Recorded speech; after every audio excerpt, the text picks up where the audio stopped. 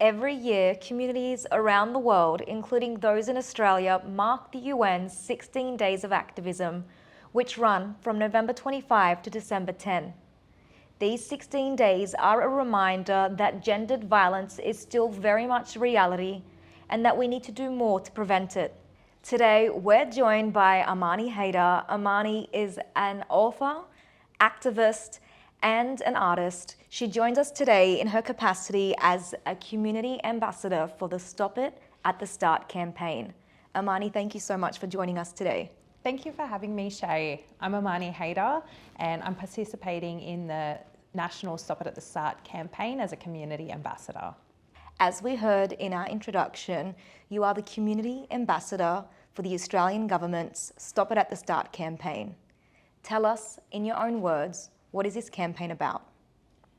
The Stop It at the Start campaign is a primary prevention campaign aimed at informing adults about young people's use of social media and some of the influences that take place both online and in the real world that can have a negative impact on community attitudes towards gender-based violence and can lead to attitudes of disrespect.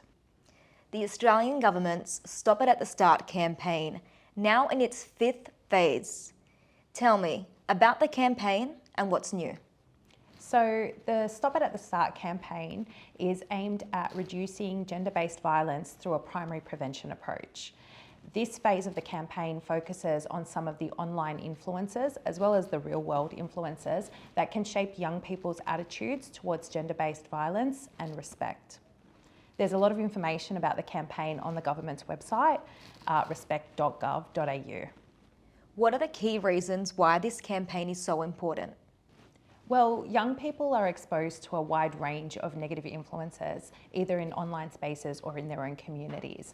The reason this campaign is so important is that it helps adults identify those influences and empowers them to have important conversations with young people, as a way of intervening and making sure that young people are receiving healthier messaging around respect than some of what's available online.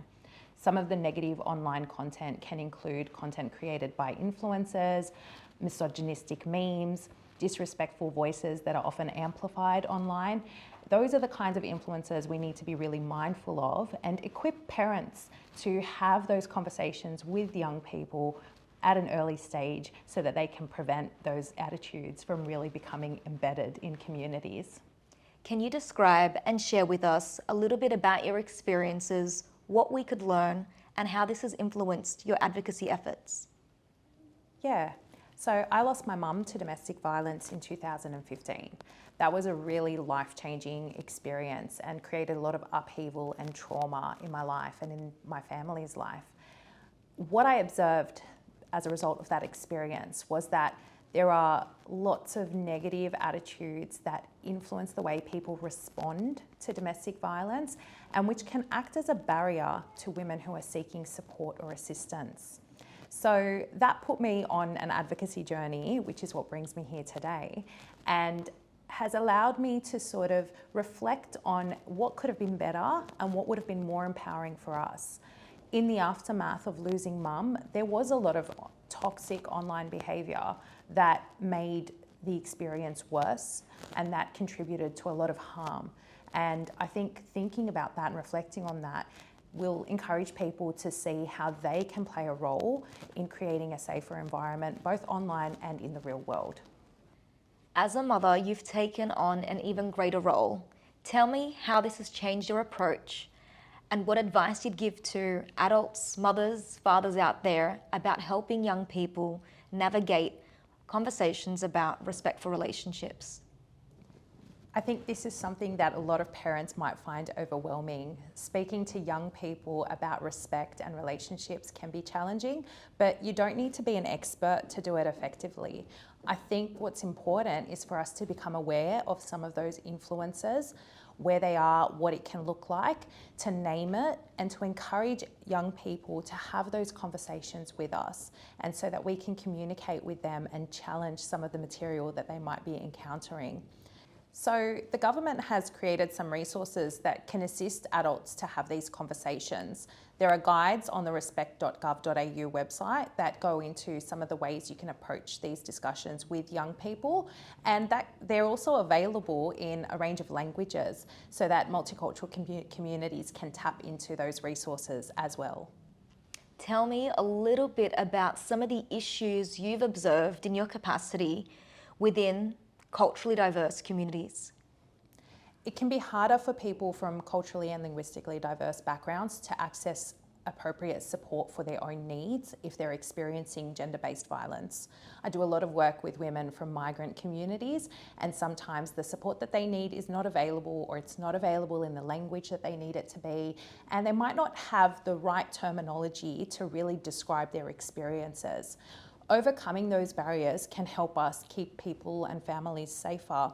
And we know from the research that young people can be influenced by different factors, including violence that they witness or experience in the home. So equipping them with the right language and resources and an awareness from a young age can be really empowering for multicultural communities. We speak a lot about the focus on young people and how violence could influence their perspectives, attitudes, and behaviours. Let's shift our focus to adults. In your words, how could you describe how adults could better heal from their traumas so that they can support young people, especially now with all the emerging behaviours online and the greater scope that it has to have that abuse show up in different formats? So in my book, The Mother Wound, I talk a lot about the effects of intergenerational trauma on families and individuals, and how important it is to engage in some sort of healing process so that we don't repeat those cycles in the future. For me, that was just something that was so immediately important because I was raising children of my own at that point in my life, and I needed to know how to equip them and myself with coping strategies and tools for resilience. So it's really important to facilitate that healing and recovery process for people who have experienced violence. And what looks like healing for one person might be something else completely for another person. And making sure those resources are available is really crucial to ensuring that in the future, families are able to be more resilient, be able to access the right supports. And that includes accessing them in the languages that they need them to be in and in the places that are the most familiar and safe for them. What is your key messages for mums, dads, families out there looking to get these resources? What would be your key takeaway? I think the most important thing for people to realise is that support is available. It can take a while to find exactly what you're looking for, but it's really worth engaging in that process, and taking that first step is really crucial. It will have long-term benefits for you as well as any young people in your life to really go on that journey and make sure that you're well looked after, supported, and that you're safe. How can adults and parents start to have these conversations with young people? You can start having these conversations with young people at a very early age. It's about identifying the influences when they pop up, and that could be in the everyday setting. Sometimes you're watching TV with your kids and something comes up, and you can flag it as either inappropriate or disrespectful, or even ask a question to promote some curiosity about the topic. Why do you think this behaviour is okay? Why do you think this particular character doesn't feel so good about that interaction? So they're the sorts of conversations I have with my kids. It's about making them conscious of gendered attitudes or sexist attitudes when you identify them in the moment. And it doesn't have to be a tedious or onerous thing. It can just be a conversation that promotes a little bit of critical thinking around what they're seeing on television, online, or in books even. Thanks for that. And so when we talk about having those conversations, do you see much of a difference between the behaviours that you might see online versus what you would see on TV, for instance, or those day-to-day conversations a young person might be having with their friends? I think those negative attitudes are prevalent everywhere. There is a lot of sexism in popular culture, and there is a lot of sexism online. It can become amplified online because young people might be using the internet without much supervision, or they might be engaged in material that the adults in their life don't quite understand. So we need to become proactive in monitoring, supervising, and talking about young people's internet usage and what they're doing when they're on social media. And that way we have an opportunity to counter any negative influences with some more positive conversations or messaging. So really it's about being proactive and understanding that those negative influences are very easy to access online and on social media.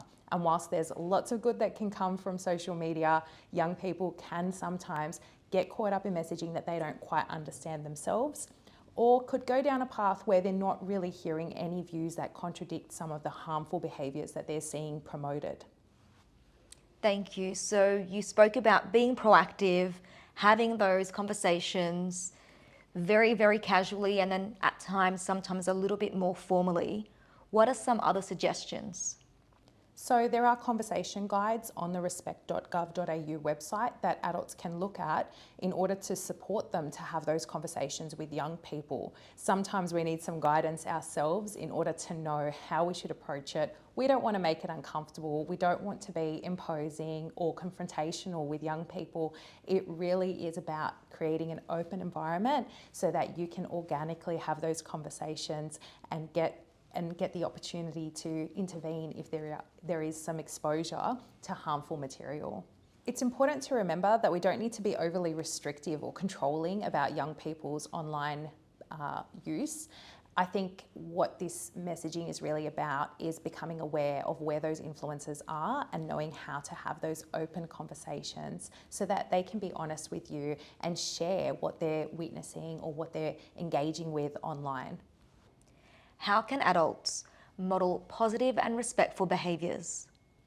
One of the most powerful things adults can do is to become aware of their own biases. Often we have attitudes towards gender roles, for example, that are not necessarily fair or that we haven't had the opportunity to reflect on. So I would encourage adults to reflect on their own gender roles in the household, talk to young people about them, and provide an opportunity to interrogate biases. And when we learn more about ourselves and the way that we think about the world that we're in and we think about relationships, we can become a lot more aware of the kinds of messages that are being transmitted to the young people who live with us or who we work with. So for me, it's really about reflecting on our own behaviours, the kinds of messages that we received as young people, and having a proactive approach to challenging some of those things, reading online about the impacts of domestic violence on communities, understanding the long-term effects of that violence on people's mental and physical well-being can be a really good way to begin to unpick some of the ways that these attitudes actually affect our lives. When we become aware of that, we're then equipped to have better conversations with young people and to explain to them the potential effects and consequences of bad attitudes and disrespect in relationships. Healthy relationships are actually about self-awareness, and I really think that that's a key starting point for adults. Let's focus a little bit on healing. How have you overcome the trauma that you have experienced? So after losing my mum so violently in 2015, I began to reflect on what I would do with that experience that could be potentially constructive or healing for my family. That's a really difficult thing to have to think about, but it felt important because I was pregnant and I was planning to raise my own children in a way where I could minimise the impact of this trauma on their lives. One of the things that I do now is express all of that anger and rage and frustration through writing, storytelling, and art. And using those tools has been, for me, a healthy and transformative way to engage with everything that happened and to reflect on it and to preserve that knowledge for the next generation. So I hope that my kids will one day down the track read my work and reflect on it and think about it within their own context and hopefully be positive change agents in their own communities.